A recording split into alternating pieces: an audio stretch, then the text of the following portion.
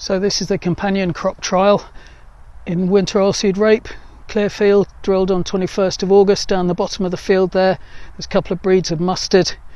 They've established well. Then in the middle of the field there's just the actual crop itself, and where I am now there's a couple of breeds of buckwheat and berseem clover. Berseem clover hasn't put in an appearance, which I'm not too surprised about, because it's just such an indifferent crop to get in, and it's a tad late to be getting it in August really to get it established. But as you can see, buckwheat's done fantastically well. Buckwheat scavenges more phosphate out of the soil, which is what I'm interested in seeing, whether that actually achieves what we want.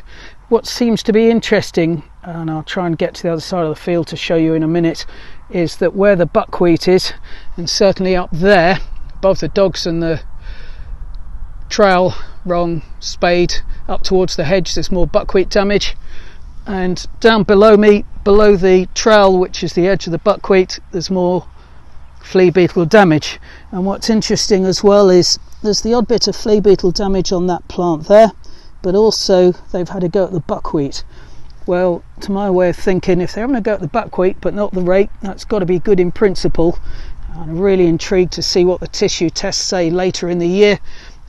Rape plant's just a bit too small to be cutting leaves off now, because I want to try and get a baseline, because the phosphate's obviously going to be recycled through the soil and the plant's going to use it. So if we can get some tissue tests to see what that says, that's got to be good.